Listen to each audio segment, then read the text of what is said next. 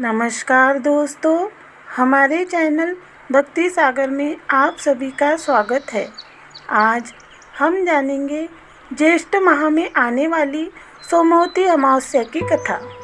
चलिए हम कथा शुरू करते हैं।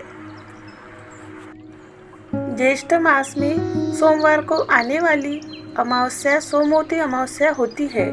इस दिन पीपल, तुलसी, शिवजी, पार्वती जी, गणेश जी की पूजा करते हैं। सबकी पूजा न हो सके तो पीपल की पूजा तो करनी ही चाहिए। जल, रोली, मूली, चावल, दीप, गुड़, बताशे एवं दक्षिणा द्वारा पूजा करनी चाहिए। प्रत्येक परिक्रमा के पश्चात एक फल पीपल पर चढ़ाए। कुछ श्रद्धालु कोई भी वस्तु 2.5 सेर या 1.25 सेर की मात्रा में दान देते हैं। फल या वस्तु जो भी चढ़ाई जाए वह पीपल के पास पूजा के समय रख ले। उसमें से थोड़ी पीपल पर चढ़ा दे। शेष कथा सुनने के बाद ब्राह्मणों को दान में दे। यदि किसी कारणवश पीपल की पूजा करने न जा सके तो घर में ही पाटे पर थोड़े से गेहूं रखकर उस पर जल का कलश रखकर फल या वस्तु जो भी हो उसके हाथ जोड़कर उसको माता माने। एक गरीब ब्राह्मण परिवार था। उस परिवार में पति, पत्नी और उनकी एक पुत्री थी। वह पुत्री धीरे धीरे बड़ी होने लगी।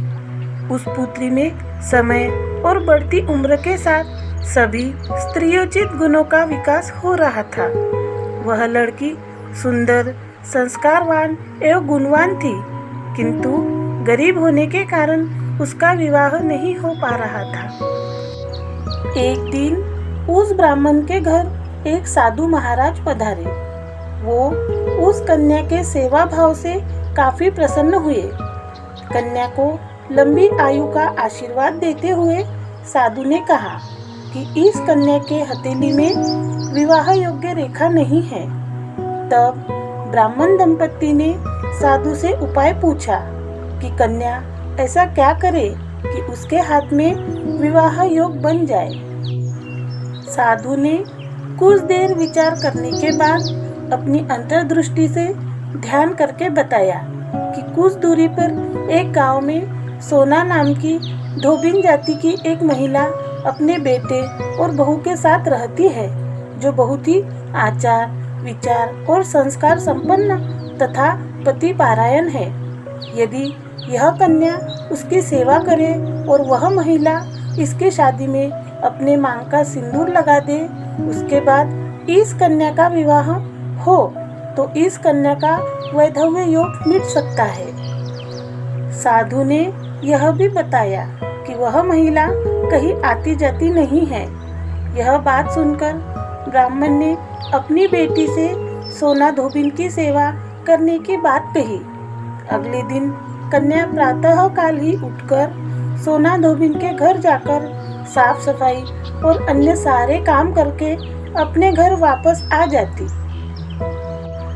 एक दिन सोना धोबिन अपनी बहू से पूछती है कि तुम तो सुबह ही उठकर सारे काम कर लेती हो और पता भी नहीं चलता। बहू ने कहा, माँ जी, मैंने तो सोचा कि आप ही सुबह उठकर सारे काम खुद ही खत्म कर लेती है।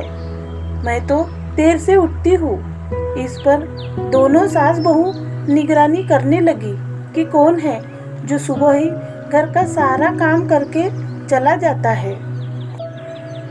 कई दिनों के बाद धोबिन ने देखा कि एक कन्या मुंह ढककर अंधेरे में आती है और सारे काम करने के बाद चली जाती है। जब वह जाने लगी तो सोना धोबिन उसके पैरों पर गिर पड़ी। पूछने लगी कि आप कौन हैं और इस तरह से छुपकर मेरे घर की चाकरी क्यों करती है। तब कन्या ने साधु द्वारा कही गई सारी बात बताई। सोना धोबिन पति परायण थी, उसमें तेज था। वह तैयार हो गई। सोना धोबिन के पति थोड़ा अस्वस्थ थे। उसने अपनी बहू से अपने लौट आने तक घर पर ही रहने को कहा। सोना धोबिन ने जैसे ही अपने मांग का सिंदूर उस कन्या की मांग में लगाया, उसका पति मर गया।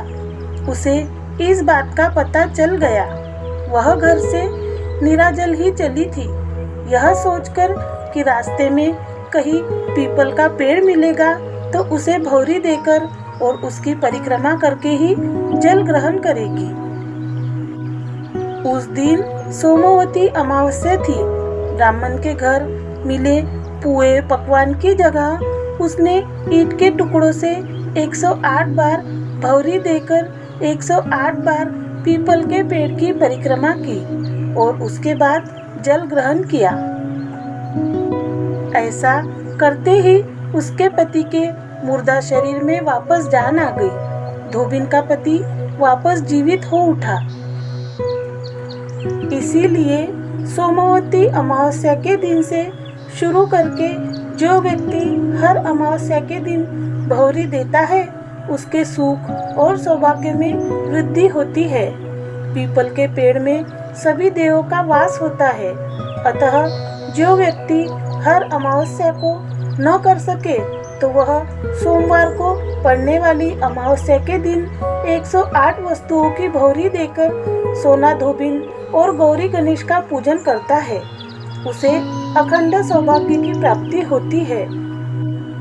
ऐसी प्रचलित परंपरा है कि पहली सोमवती अमावस्या के दिन धान, पान, हल्दी, सिंदूर और सुपारी की भौरी दी जाती है।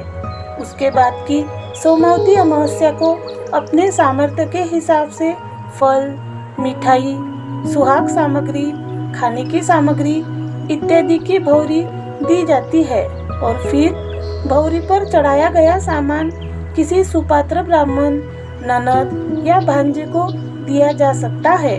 यह ध्यान रखें, यह भौरी का सामान अपने गोत्र या अपने से निम्न गोत्र में दान नहीं देना चाहिए। जय श्री कृष्ण। राधे राधे।